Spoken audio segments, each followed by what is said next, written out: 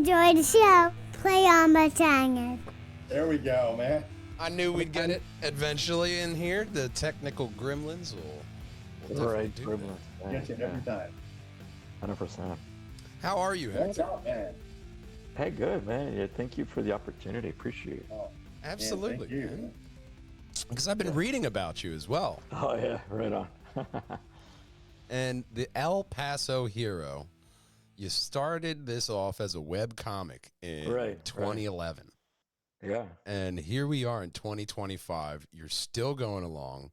100%. Yeah. I mean, just from the the amount of writing that I've done, my hat's off to you Oh, to thank you. continue to innovate this title as well. Because Yeah. one of the first things I found when looking your name and your comic up was one, the Ukraine comic, which Yeah. awesome, very nice. Not just sticking to this border with the El Paso Hero, who is Right. a bulletproof, super strong hero that helps people.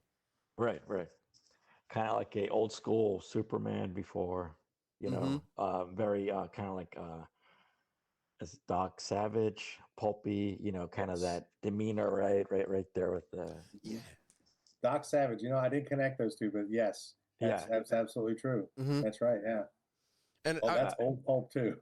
and you know what? Even the older style, to where you look at comics nowadays, and it all has that same kind of art style. I like Frank's style. I like your style. Oh, It's my the first. the overly good and there's a bunch of different styles in comics. That's one of the things I Right, love. right. I was talking to my best friend's daughter yesterday, and I was showing her all the artwork. And I sent the Invincible painting that she did to Frank, Oh, cool. and Cool, yeah. I'm getting her into cons because she's Yeah. an amazing artist. So I try to promote and help these youngins around me, especially when they're really good at art, and that's Right, something right. that. Yeah. I have seen plenty of people at cons and artwork to where, hey man, have you heard about perspective? No? Right. Okay. Okay. Cool. Let's cool. do it. Yeah. But when you see that kind of talent anywhere, that's one of the best things about comics and art in general is that it's ageless and timeless. Yeah. I mean, it's the sequential medium, right? It just transcends. It transcends, and you're able to speak. So just wordless comics. Mm-hmm.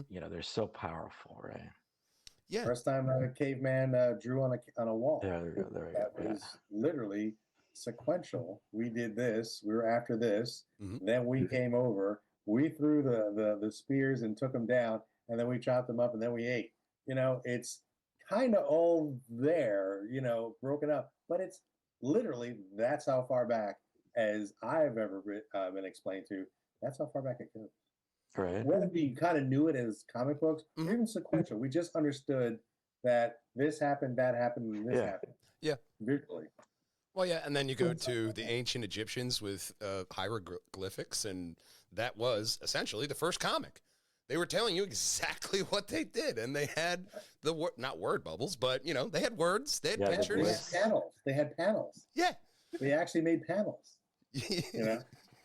So, I mean, art is just kind of timeless, and that human beings have always been doing it. But especially when you look at mainstream comics, one of the biggest things I really try to talk about on here is that the mainstream comics, you get a lot of regurgitated storylines, a lot of just kind of unoriginal, uninspired storylines that, hey, we're Marvel, we're DC, we're these big guys, and you're going to buy our product anyway because you love this character.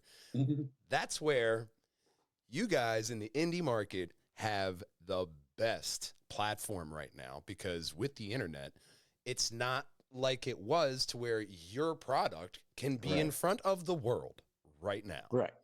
Everybody who wants it can find it. They can get it in their hands. And, that's one of the best things about indie is that the comics and the stories are original. Right. Yeah. I mean, it's authentic, right? Mm-hmm. It's authentic. It has a very, just grassroots approach, very raw, and so especially when it comes to the art style, right? I mean, Yeah. you look at TMNT, right? Mm-hmm. Back, the black and white. Oh yeah.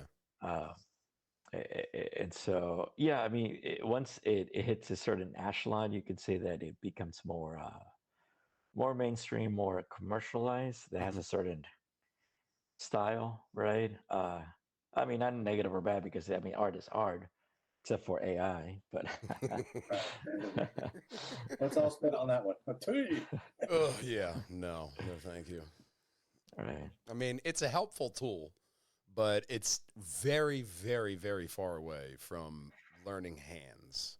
yeah, Most yeah, human right. beings haven't Perspective, learned yeah, hands yet. So I think we still got a gotcha. while before any AI hand modeling or really convincing Oh, artwork. they're moving very fast with that. I mean, Oh, I know. I'd like to point think it that. out, isolate it, and it will be redone. Well, look at one of the famous things that are, or not famous, but one of the popular things that's going around Facebook of everybody doing the Studio Ghibli Oh my art of gosh, yeah. themselves.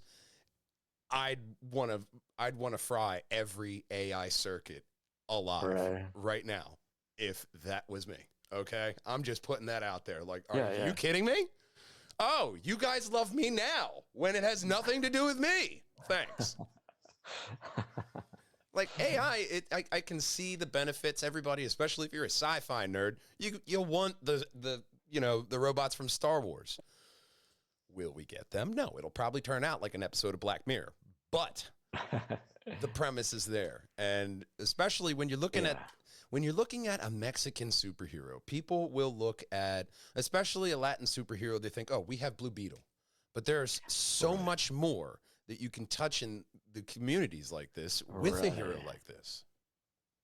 Right. There was actually or there was a story that came out. It was a Captain America story versus the Serpent Society. Something in the Captain America was in the border, and in this instance, it was Captain's border story, with like defending an immigrant, blah, blah. But there was it hit the Mexican press, and Mexico. There was an article saying, "Well, you know what, Captain America's doing this, but we have El Paso Hero, and he's already been there, done that." Mhm. And I'm like, and it just that moment, it felt. I mean, it's not like I'm looking for validation, but it just seems that it was like, especially going against the mainstream market with huge companies like Marvel, with billions behind them. And so, and a drop of the hat, they can, create their own El Paso Hero, Mhm. and they'll have the attention, they'll have the big momentum, marketing if they want. Well, case in point, look at Moon Knight. They just made an Egyptian superhero for a TV series, the Scarlet Scarab. They pulled her out of Right. nowhere. Oh, here you go, Egyptian superhero for you guys. Have not? They can do it. Yeah, they can. But Yeah. there's something about this character as I'm reading through it and being inspired off of the traditional superheroes. There is something about Captain America to where he held that almost idealistic 1950s, this is America, land of the free, everybody deserves to be free, and Yeah. everyone deserves this. It wasn't, Captain America, but Captain America went across borders. He went out there. Yeah. That kind of hero, though, even when you look at more recent Captain America, well, we'll make him old and we'll send him to the moon. Oh, okay. So that's what you're doing to make Cap interesting now. All right. Well, All we can right. have a Mexican American protecting people from the cartel on the border. Is that Yeah. not an interesting comic?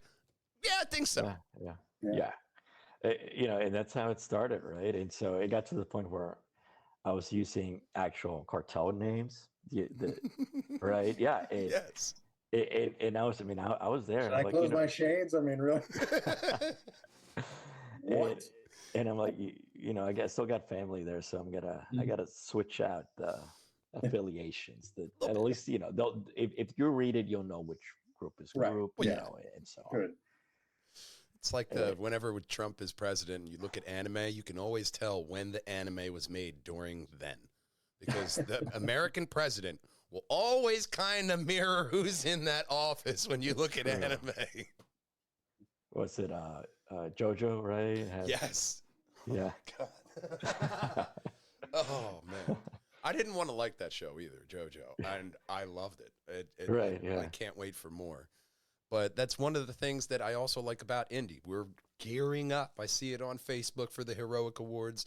And especially every time I see, and this is the second year of the Heroic Awards, so it's not a long example, but every time I see them roll out all of these amazing indie comics, it's just some of the companies I've seen before from last year. I see a lot of new people. A lot of people are getting on board with this. And I love to talk about the Heroic Awards because we now have a award show for indie comics, and it's something that they have 100 judges, and it's not like the Oscars to where all your judges judge everything. We have cover, story, every line art. These are the judges for these categories, so they keep it as non-biased as you can. And like with the People's Award last year, the People's Choice, former Tales of the Hunted guest and Dope or Nope co-host of mine, Aleem Legit, he actually got to the final four of with his comic Diary of a Sweet Pea. And it's one of those things to where as I'm doing the category videos and the intro videos last year, and of course I had to read all of the finalist comics. I fell on that sword. I'll do it again this year. It's an honor, a privilege, and a burden. But I got to read all these comics, and I got to see all the creative from these indie artists that I would have never known. I would have never known I wanted to read IRA or E-Junkie or any of these comics that were in last year's, and some of them I saw were in this year's. So people being serious. Former Tales of the Hunted guests are also now went in and submitted their comics from last year for this year's awards. So I definitely would say you should put yours in there. Absolutely. Yeah. Absolutely. Yeah. Especially when I started looking at the artwork that you're putting out there with this comic. It's top notch. It's a great story and compelling. It's the compelling story enough, but with the artwork and the passion you have for it, especially the creative flair of bringing in other New World events into it, it adds in something to the whole world that you built. Oh, thank you. You know, and mostly of that, you know, it seems more of it's more. I know it seems selfish, but it's like it's coming from me, right? It's almost like an output, right? It's like I need this output, you know. It's like and you know, especially when COVID was going on and the essential workers are out there, and you know, and they've gotten so much flack, the farm workers and all that, but you know, but now you need them. Mm-hmm. Right. You know, it's like now you need them, right? And so and so yeah, we had a COVID issue, you know, and it was you know, just trying to raise awareness for the folks that are out there in the fields, you know, gathering the backbone of America, you know, making sure that we have stuff to eat, you know, in the markets, you know, and absolutely right, and so right, and then you know, we did Ukraine, you know, which is something, it was highly, I mean, I guess controversial because I got so much flack from the alt-right, the extreme, yeah, because I never knew, you know, how much they love Russia. I mean, they were offended because I was not necessarily pro-Russian stance, you know, it was, even though El Peso Hero was in a super humanitarian mission, you know, in that. And so, and this book was free, and we were raising funds for UNICEF for the children being affected in that conflict, right? And the website was knocked down, and Russia, that's almost 70 when it was like a DOS attack by Russian trolls or something. I'm like, man, y'all, like, oof. Wow. Well, that's how you know you made it to the big time. You know, when Russian trolls are taking down your website. Holy moly, man! I mean, they Jesus, cut down an independent, free comic book talking about helping people to get UNICEF and food and aid. Man, look, we can't have those UNICEF people being saved. I'm sorry. I know. I mean, it didn't. I guess it didn't help my cause because and NBC did a story, it was at NPR and it was other media sites, other Latin America, Telemundo did a story. So, it got a lot of attention. It went viral, right? And so it was known. But It was known. It was like this. no such thing as bad press because a lot more people know about your comic. Because especially me, I am a comedy fan, especially when you have to be a comedy fan a little bit when you listen to news nowadays. Oh yeah, yeah. I mean, you gotta. So I see this story and I'm like, fantastic. This is awesome. What better way to bring attention to a comic book than offending people for no reason? Like, oh, you're mad at the humanitarian superhero. Do you have a therapist? It's like, where's she at? Now, you might as well put parental warnings on a heavy metal, right album back in the day. Well, that'll get them not to buy them because of that. No. It went the opposite way. It skyrocketed. As a person who was affected by that, and as a young person, it made me want those albums more. Exactly. So it's like cigarettes. In the UK, they put a gigantic death sticker on it, and these guys are like, man, these are great. So death sticks, right? Yeah, they don't care. You could make a giant skull on there. Like, no, I want the red skull, not the green skull. Thank you. That's pretty metal. Like, let me.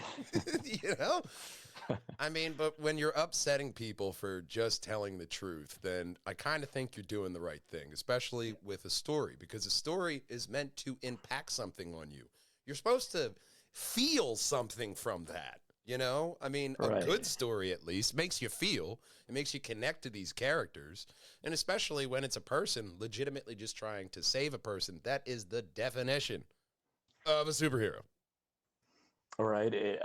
And it seems, and yeah, I mean, but gosh, I lost my, but it's just wild because it's like, I tell them, okay, all right, because I have fans from both sides of the spectrum. It's like they love El Peso fighting cartels. He does that 100%. It's been a problem. It's been an issue. I mean, it's no, it's no secret either. Yeah, it's an actual threat. I mean, it's criminal organizations, right? And it's a multi-billion-dollar business, and so and then then I talk about the actual immigration issues, the immigration reform and the the family separation, which we did on El Paso Hero borderland, which El Paso Hero breaks into a detention facility and rescue kids, Nice. And so a lot of these stories I've like El Paso Hero Border War, the one that I'm releasing next month. That story has been in development throughout the years I've been doing El Paso Hero. Just the American military intervention into Mexico, which has happened ever since like 1845. Yeah. Right. And it's a huge history. I mean, that's the history. And so, I mean, you can look at even during the Mexican Revolution, when Pancho Villa went to Columbus, New Mexico, and then General Pershing went into Mexico chasing Pancho Villa, and then the Mexican military gave the U.S. military an ultimatum: "Hey, get out of Mexico, or we'll declare war." So they hightailed out of there. Even though the Americans at one point they were for Pancho Villa, but they're against them. So this flip-flopping, they're already involved in the revolution. Well, that was kind of foreshadowing for the future. Don't worry. All right. Sure. And so, yeah, and so in this case, I'm like, you know what? Now with the administration actually threatening military strikes in Mexico, I'm like, well, I mean, we all know how that goes. We all know how it went for Afghanistan. We know how it goes for Iraq. You're not just hitting a specific target. I mean, these organizations are embedded within the community. So are you ready for that destabilizing your most important trading partner, basically? And that's gonna have huge ramifications if it ever happens. But in this case, in the Pacific Border War, it's kind of a warning. It happens in the book. Well, I mean, bringing in real topics like that, I don't want to say breaks up the story, but it draws people in, especially when you're drawing from news. And news like this, yes, it's old as the hills, but Right. it's fresh because that, it's a common thing in history is that human beings love to repeat themselves. I saw this thing on Facebook. It was a 2,000-year-old little piece of paper, and it was an Egyptian papyrus. It was a man asking the gods if his manager was going to be inspecting today. 2,000 years ago. This guy was praying to God that his manager didn't inspect his shit, okay? Does that sound like you? Man, Probably. it's like, These themes continuously going. You know what I mean? It's like getting caught cheating. right, It's right. it's a trope if you see it in a It's human fucking nature. movie. Human nature, you know? You know? It's that kind of thing. But adding in that and then just adding in the human nature of going in to save kids.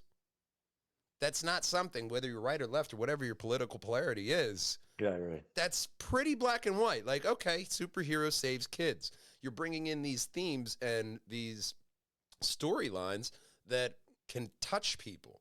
Whether you're affected by these issues or not, you can see the protagonist being like a traditional protagonist and going out there and doing right. No matter what the mob, the press, or the world says, to go back to another Cap quote.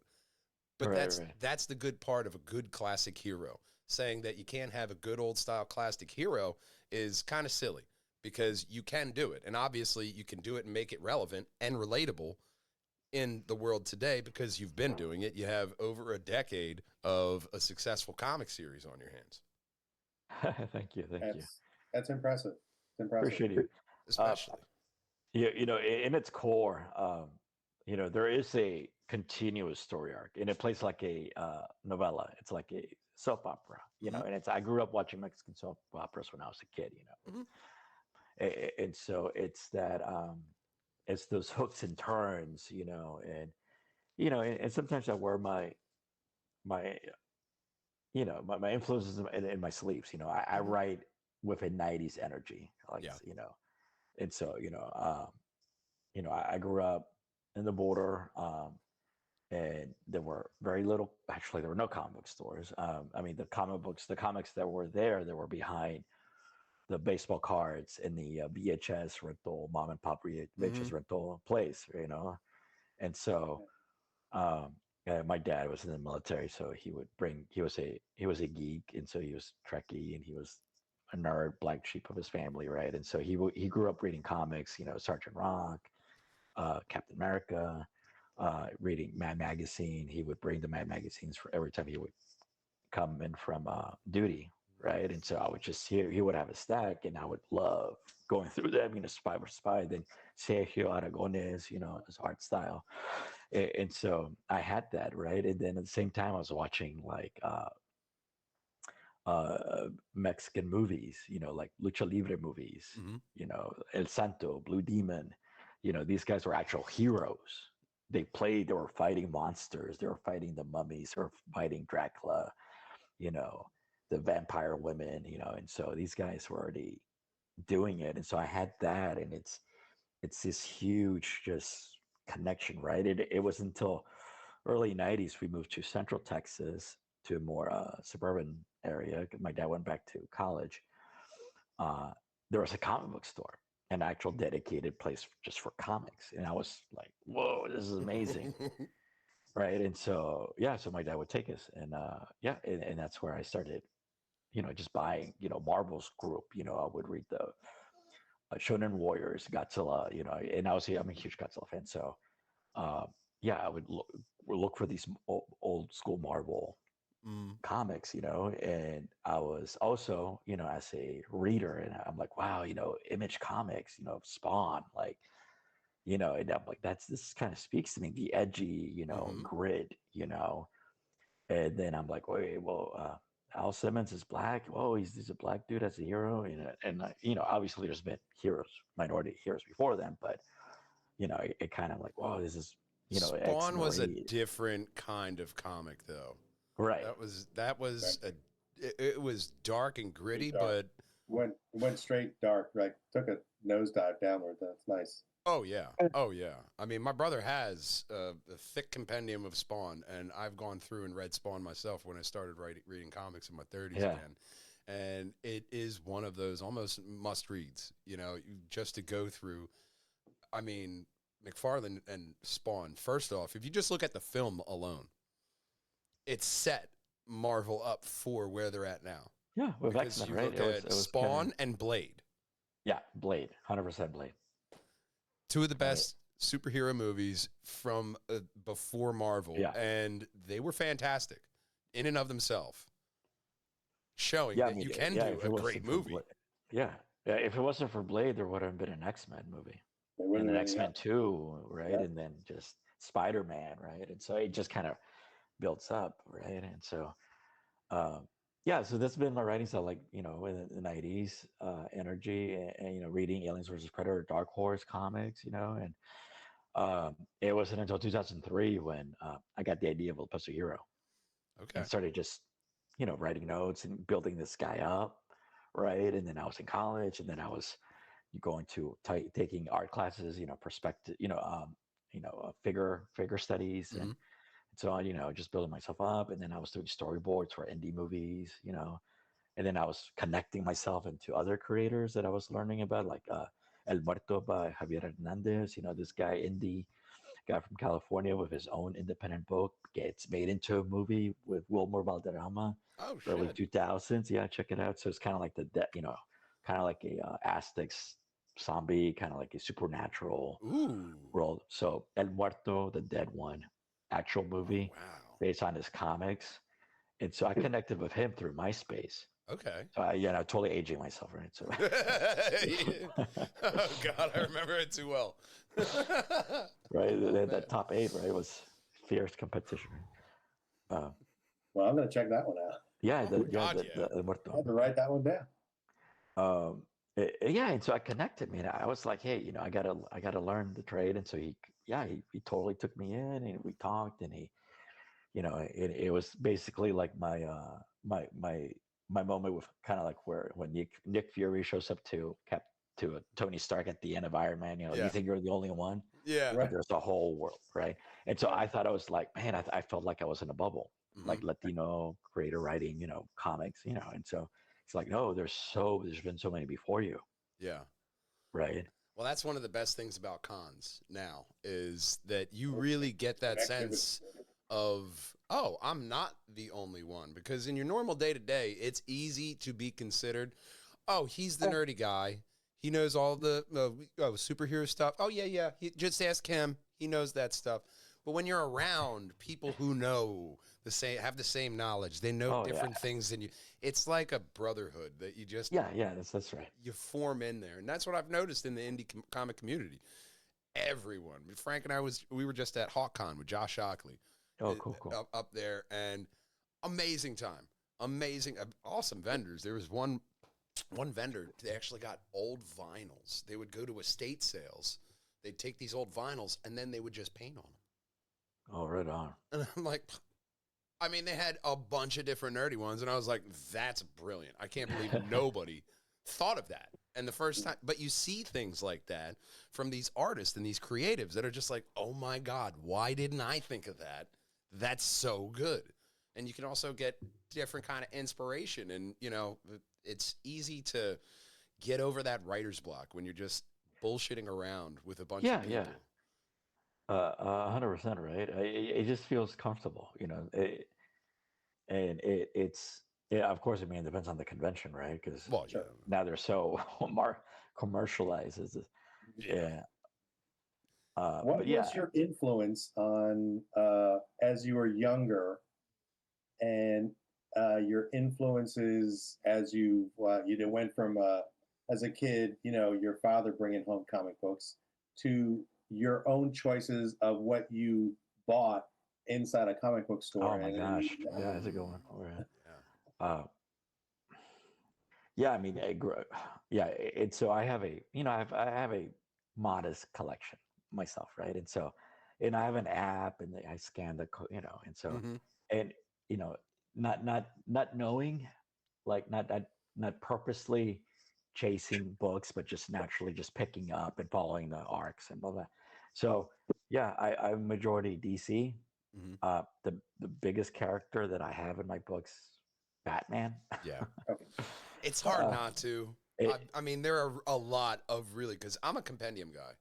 Give me yeah, that whole story. Mark will never buy a floppy, I tell you. You know what I mean? I'm not buying a single issue. I want to see the whole story. yeah. Right now, I'm going through the Superior Spider-Man omnibus, Cool. which I'm like halfway through. That thing is thick. Yeah, But yeah. Doc Ock becoming Peter Parker, sign me up. Cool. Batman, though, three Jokers, Killing Joke. Yeah, There are yeah, three so Jokers. many. Hush. There are so many Yeah. great. To where I saw one director. Court of Owls. Yeah, I forget That was who nice. said it, but they were like, "Oh, well, what kind of DC?" And the guy's like, "Not Batman. I have nothing to offer Batman." But it's all it's kind of true. The Batman franchise, I couldn't think of anything original to do with that man. But people are out there and they're like, "Oh no, I got something for you. How That's about what putting three creativity Jokers in one comic? Right. All of them be different people." Oh yeah, Harley's in there too. Wow. You know? I mean, and even the animated stuff that DC has done, if it wasn't so goddamn expensive, man, I would love to see a bunch of these indie comics get an animated version of it. But that's like a whole other animal right there. But I Yeah, mean, it's crowded, but it's still very hot.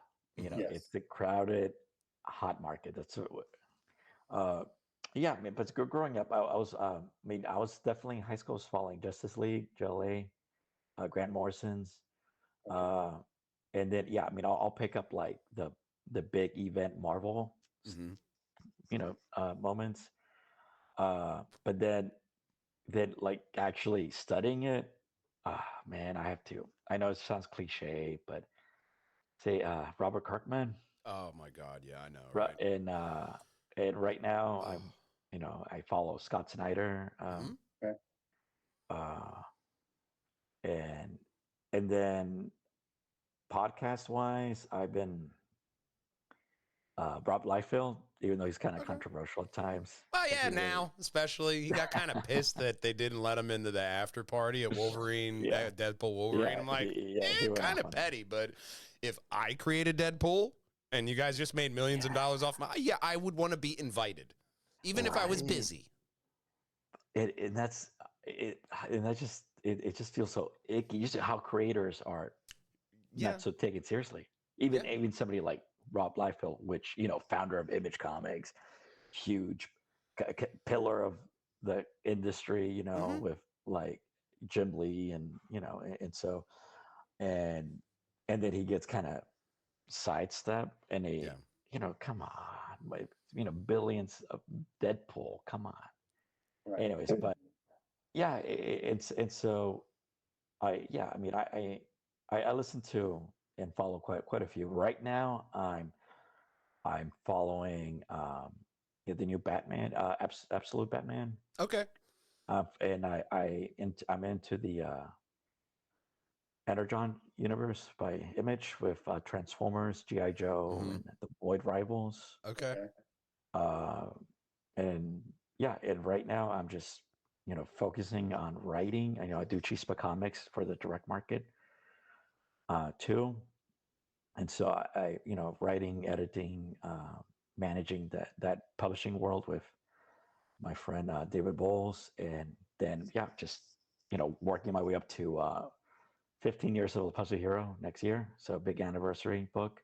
Wow. nice. Nice. 50 years. Wow. 15, right? Fantastic. Uh, and so this is where the buildup is, because I get excited. I'm excited for the ending. I'm excited for this ending for El Puzzle Border War hmm because I know that folks will pick up, he's just trying to chase the headlines, or you'll get offended. Oh, as opposed to you're fighting ICE, or it's like, oh, I don't need any more of this cartel stuff in my Latino stories. Folks from the left do get offended Mm. because they feel that my stories are just focusing on tropes, immigration tropes for they, right? Yeah. And so I was at I guess at an Austin, UT Austin, and yeah, I was with like what I thought were, like-minded folks, but hmm they were definitely picking El Peso Hero apart, which is fine. I mean, please do that. And it's like why is he can we have a brown El Paso hero, like more indigenous? He has uh these European features, he's and they're talking about his skin tone changing through books, Mhm. and I'm like, hey, I don't give directions too much how his skin tone is when it comes to the book, whatever the artist, girl, if I'm drawing him, like in the first two books, yeah, yeah, I'm doing my own skin tone, and then you have somebody like Chema, who's Mhm. from Mexico, he'll do his own skin tone, and then you have somebody Guillermo from Argentina, he'll do his. Uh, this one here is done by Canon White. He's an awesome. He's done a lot of covers for me, Mhm. uh, and he's an awesome artist. Worked for Artists, yeah, Marvel, over the years. Black Panther. Canon Mhm. is like a huge fan, and so he always helps me out. He's African American, dude. I'm like,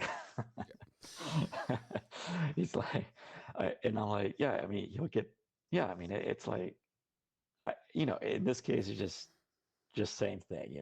Folks will like to feel connected to him. And so, Yeah, I and still it's see cool. that as a little bit nitpicky to where Yeah, you're, fine tuningly commenting over the what. Yeah. All right, guys, look, you know who the character is. We all know who the Hulk is, but if you see he's gray, is that really throwing you off? Not really. Well, you get a chance to see him through your own eyes. I Mhm. mean, if he's varies, I guess that's just the artist who you hand the work over to.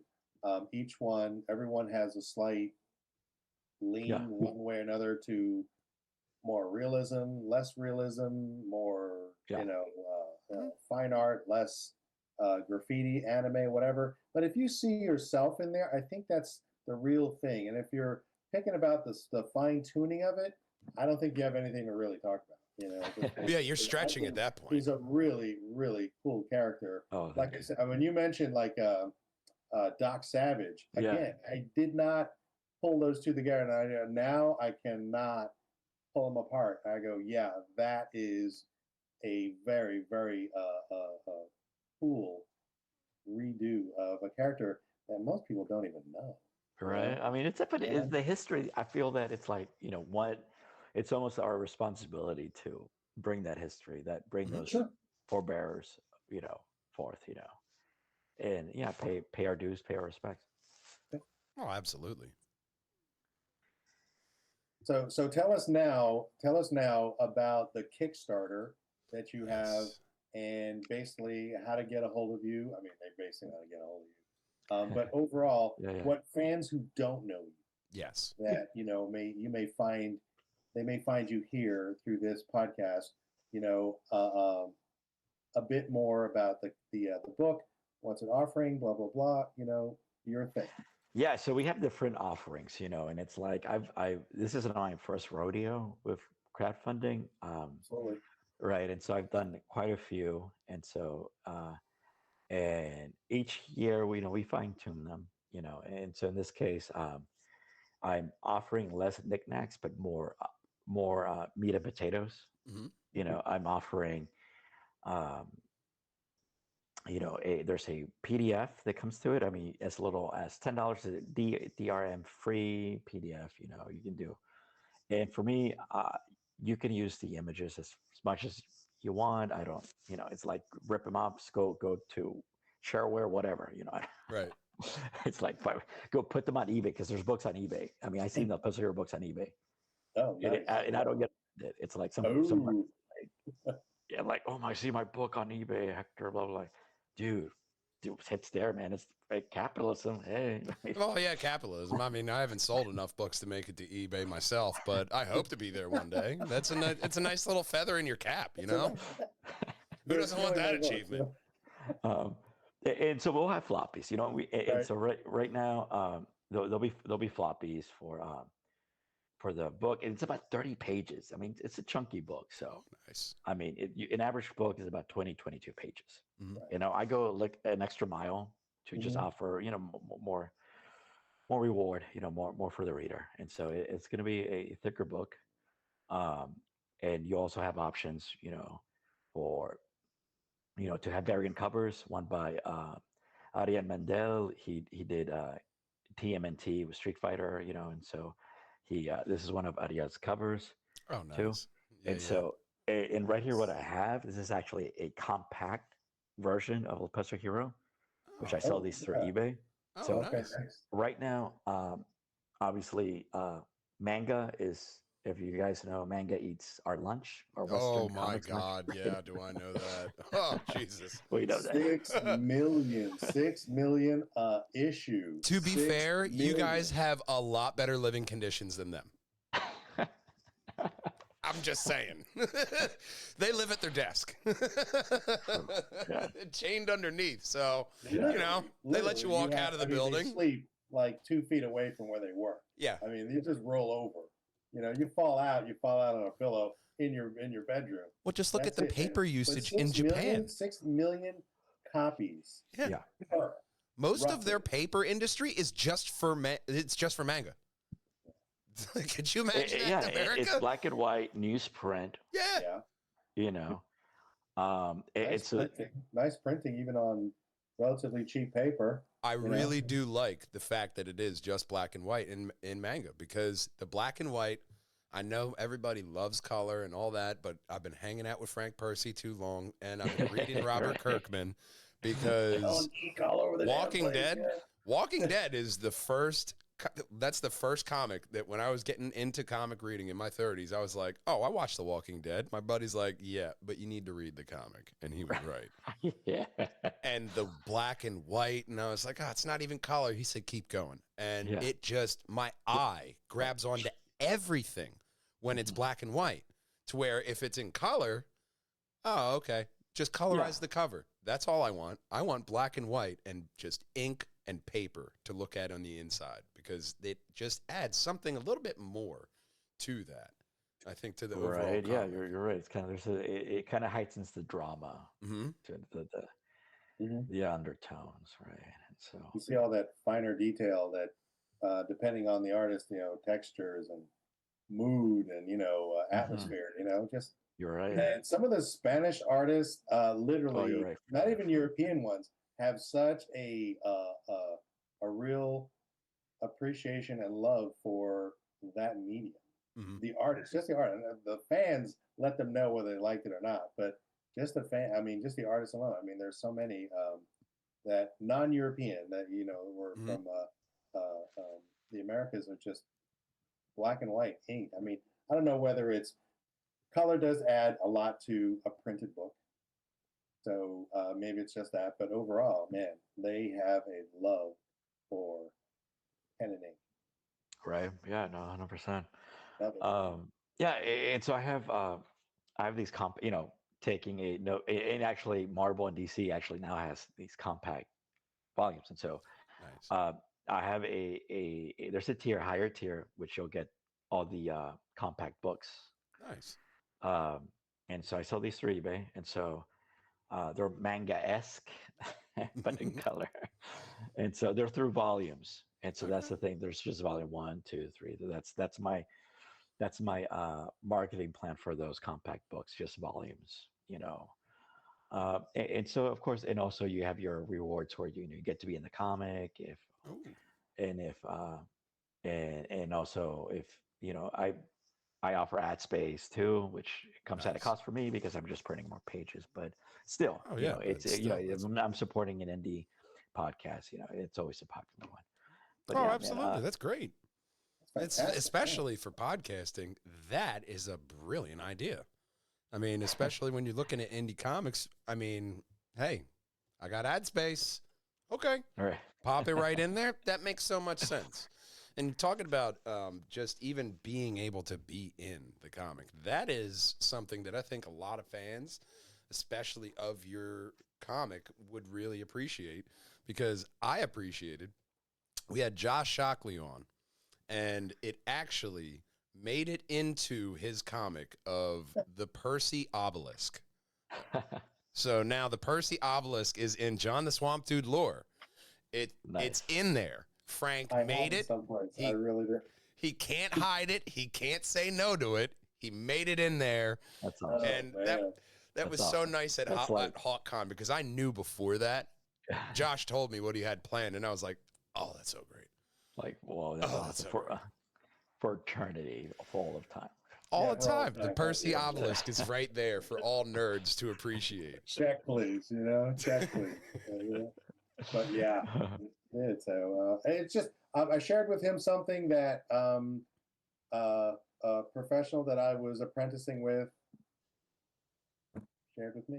That's it. Now, how you take it from there on, that's up to you. So I was happy Awesome. to help him with that. So Thank you. That's there awesome. you go.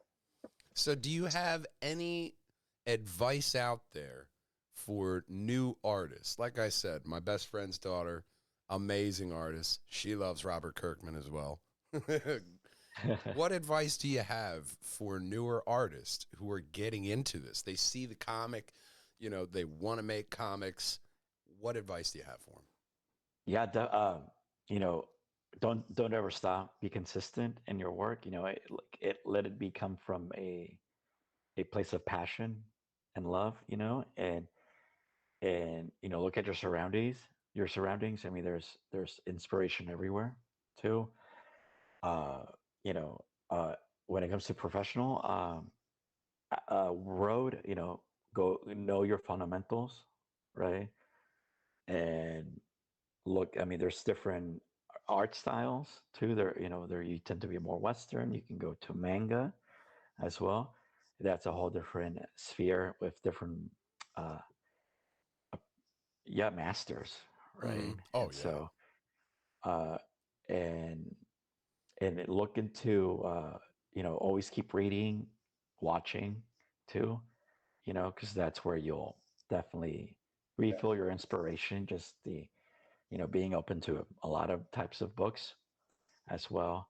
But no, yeah, be continuous. And if you have a great story, share it, The, right? the As long reading as, of different books is very important too. yeah, Even if it's something that you traditionally wouldn't read, especially in comic form. There were a couple of comics that just being, on Amazon Prime and getting that Kindle membership, you get access to a bunch of different comics right mhm, there on your phone, and you are exposed to maybe ones that you haven't seen before. Maybe their main published comics. I'm not buying that, but it's in front of me for free. That's the time to check out different stuff. That's one of the best mediums of the digital market for comics, is that you can check out so many different yeah, things. But me, myself, I like the paper. you're right. Yeah, it's accessible. It's like the accessibility is there, right? And, no, look at Webtoons. I mean, isn't Mhm. Webtoons the biggest publisher right now? With Yeah. and so Webtoons, yeah, yeah. I mean, just as simple as you're trying to tell a story, just a 3-panel story arc, Mm-hmm. that alone is challenging, and that alone is an art by itself, Yeah. too. Oh, that's a good Yeah. point, because even if you take it back to the funny strips in the newspapers in the comic, you have 3 panels to tell your joke or Yeah. to tell your There's your story gag. to get it. You have 3, and you got to nail it. And then you look Yeah. at how dark that guy from Marmaduke his real life was, but you realize all art doesn't imitate life. That's right. But you can use your life in different ways. There's a lot of people that use this as a coping mechanism to where they can actually tell their story. Maybe you're Yeah. artistic and, hey, you know what? It makes me more comfortable to draw this out. You can, and that's what I was telling my friend's daughter, is the best thing about this is that you can make up whatever you want. Right. Yeah. Pencil and pen, paper, pen, pencil, digital, you know, iPad Pro, Mm-hmm. yeah, there's so many tools available to, when I started El Paso Hero, it was more of a hybrid method. It was just panels, traditional, Mm-hmm. Mm-hmm. thumbnails, pencils, and then inks, traditional inks, and then scan it, then go to digital inks, and just started, flattening the book, yeah, and then just from there on.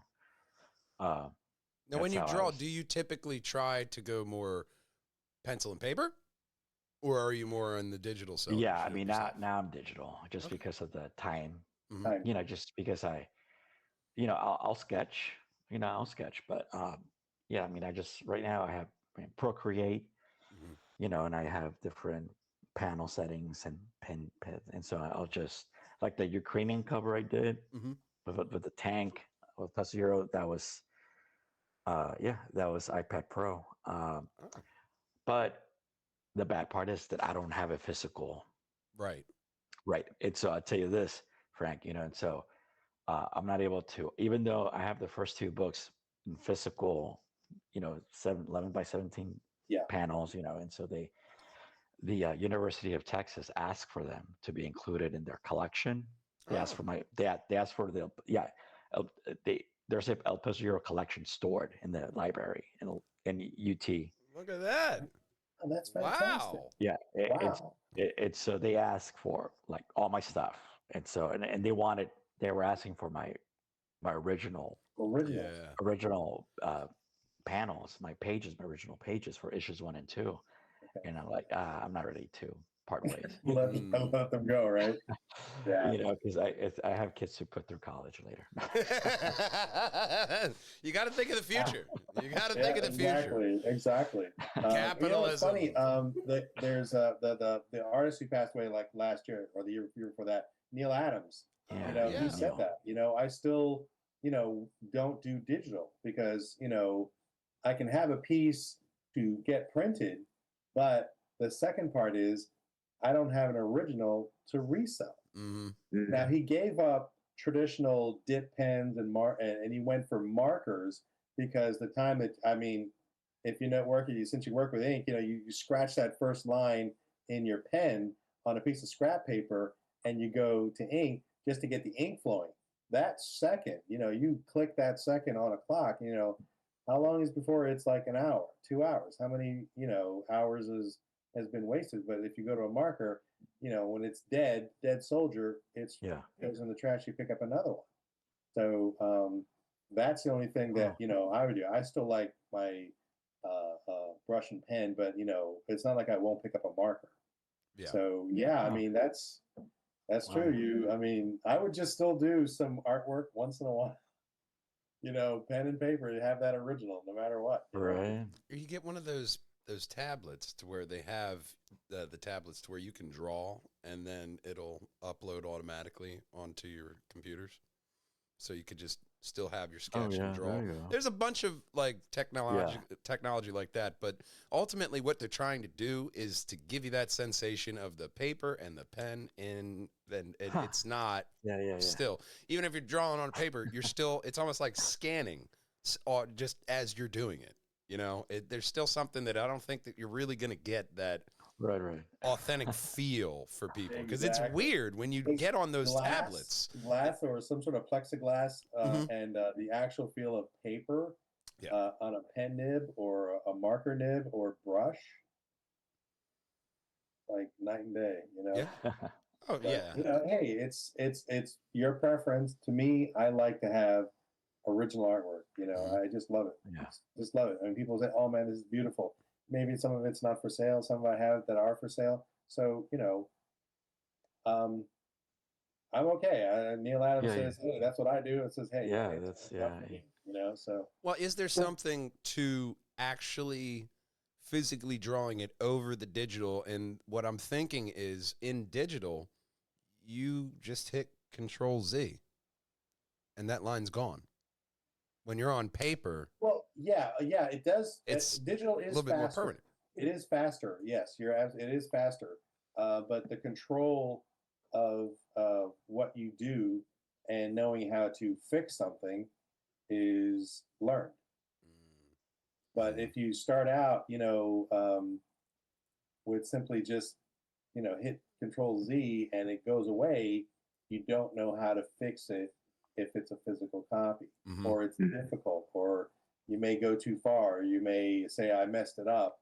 When, you look at a professional, he'll sit there and boom, it's gone.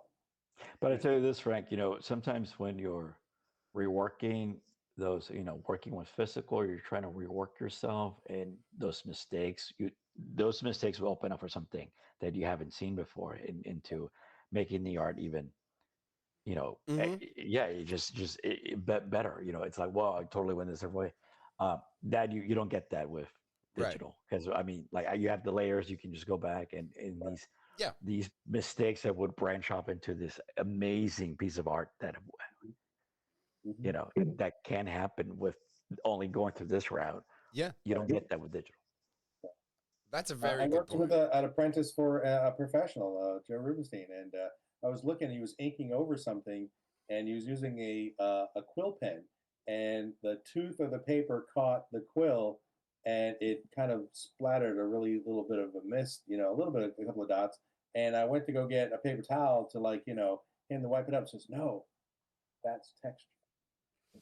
Mm. Oh, Oh, look wow. at that. I never thought of that, and that's what it is. It's a little bit of texture, even though it's unintentional. He didn't Yeah. intentionally do that.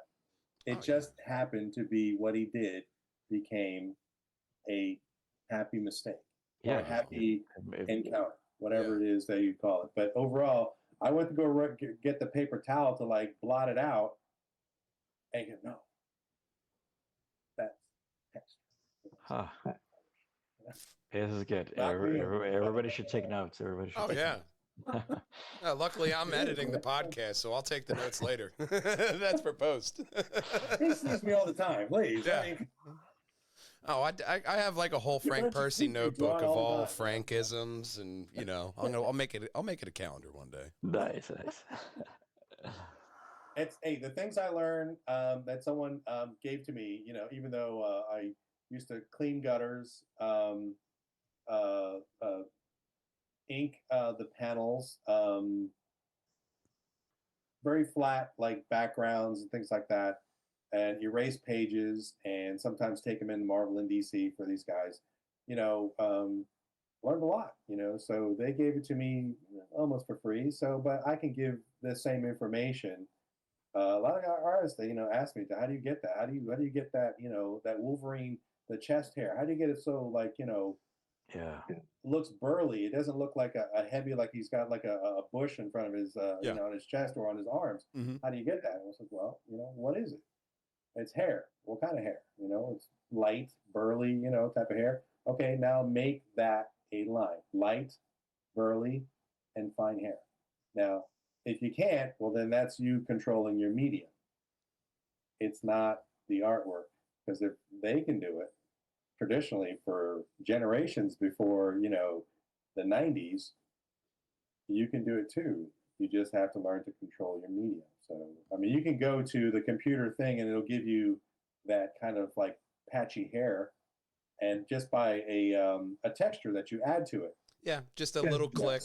Yes, you click and it's that's what you want. Where do you want it? Right over here, right over there. But if I hand you a marker and you do it,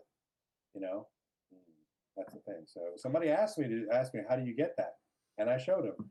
And I think till today, I think he's still sitting there trying to scratch away how to get it. Scratch away hairs. He's learned. That's how you learn. That's it. That's Yeah. how I learned it. That's what it is. It's patience, So. Hey, Frank, you should have a clinic on inking for your days. We'll have a There's webinar. so many people 100%. doing that, but I thought about it. But I did one for what's that? What's like Strange Ways? I was doing a small card and I was doing some things, but yeah, I thought about it, but may do that. I think you should, because I mean I'm there like learning, like I'm there like I'm like enthralled like on your experiences, and so especially Well, hey, look, anything you need, just let me know. I had to ask. I had no idea who these artists were, because you know why? They didn't wear their artwork and their names on their forehead. So I had no idea when I was working at a stationery store in New York City that I met Mike Grell, what's it called?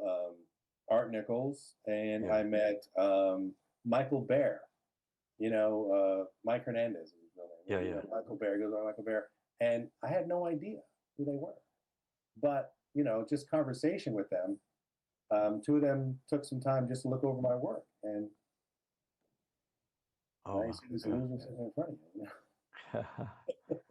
But that's all. That's what it is. If it's there, if I can help, if you ask me a question, I'll give you an answer. Yeah, that's No problem. So It's awesome.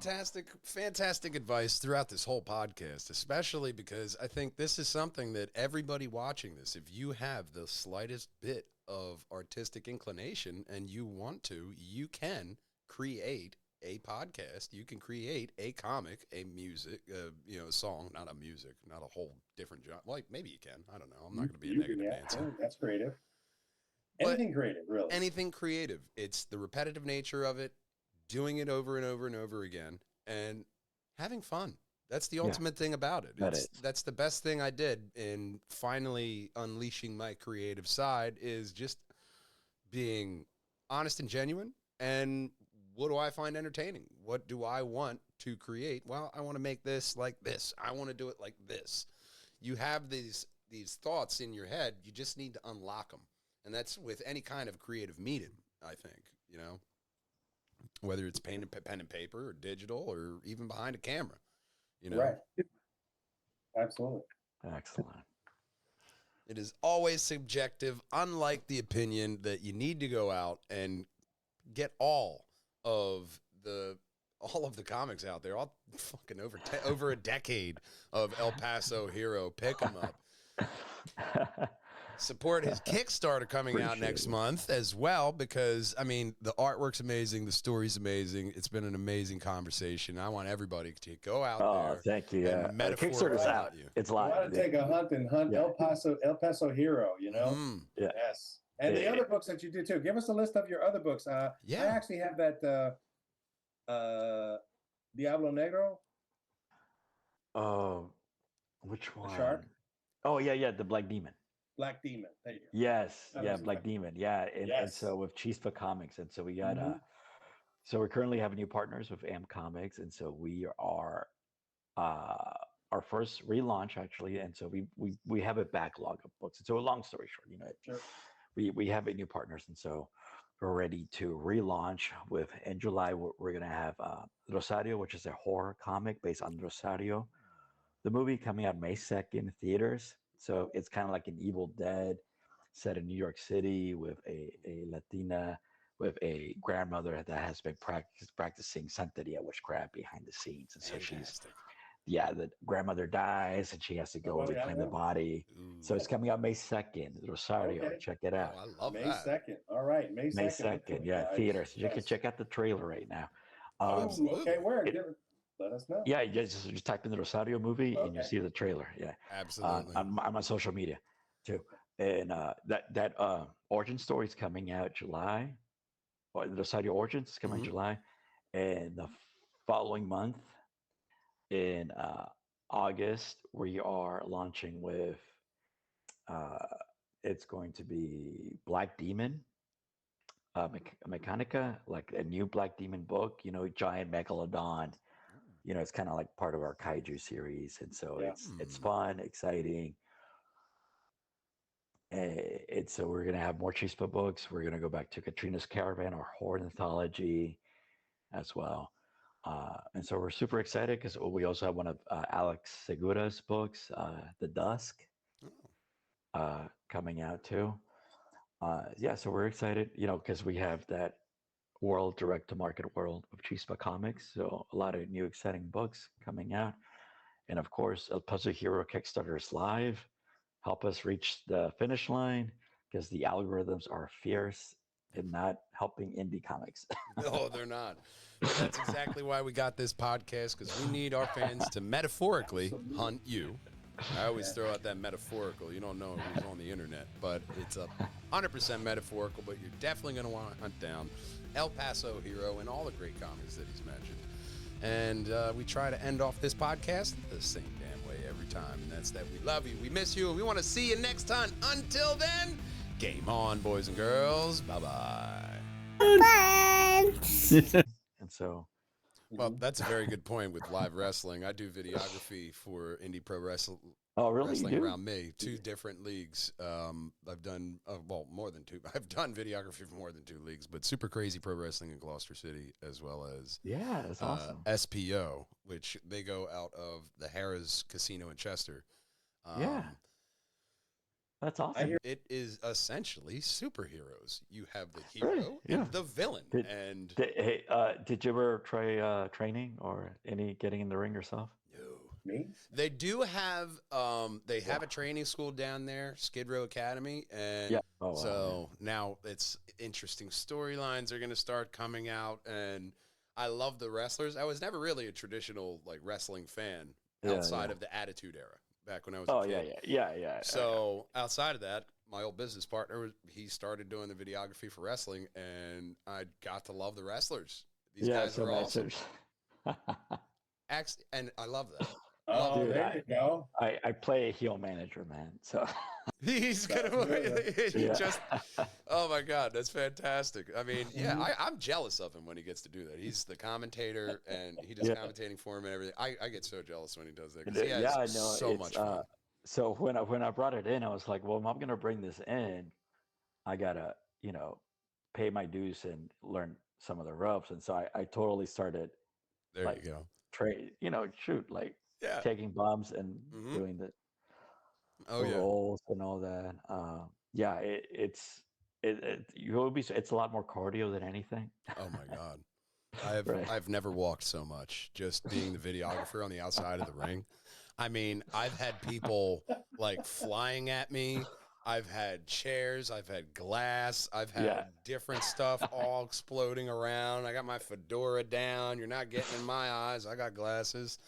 I mean, wrestling, especially when you get into a lot of the action and a lot of the high flying, and you see everybody cheering and everybody's involved, everybody's Yeah. in the moment. There's Yeah. no better feeling than hearing Right. the crowd pop Yeah. as you hear 1, 2, 3, bang, right there. Right. That's one of the magical things I do appreciate about the entertainment of live pro wrestling. Yeah, it's so interactive, right? It's Oh yeah. so engaging. And so we'll have it again. We've been doing it. Yeah, it's been.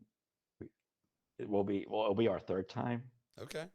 Yeah, and so yeah, we've gotten a huge response, and it brings a different type of crowd to this. Check out the books, and so Oh, yeah. there's a lot of overlap. And a lot, especially I've found, just from Super Crazy, we've had Aleem over to sell his comics, and he had a guy come up to him say, "Dude, I got that issue of Sweet Pea on my wall." That's awesome. And he's never been down to Gloucester City or anything like. Just one of his fans, like, "Hey man, I got your stuff." It's that kind of stuff. Even at wrestling shows, it goes hand in hand, comics and Right. wrestling. So it just makes sense. Yeah, nice. That's awesome, brother. All Hey, right, man, it was guys. great talking with you, dude. I mean, Amazing talk. we really and appreciate you. Really No, appreciate you. thank you. Yeah. I mean, Uh, we'll try to get as much people to your direction for the Kickstarter as we can. yeah, all good. Yeah, And wish you the best success. I mean, appreciate you. send me Great, all your man. links, Yeah. and I'll add them in the description when I release the Yes. podcast. All right, yeah. I'll send you the links. Yeah, and just tag me and I'll share it out. All right, man. Awesome. We'll do. You guys have All a right, great brother. night. Bye.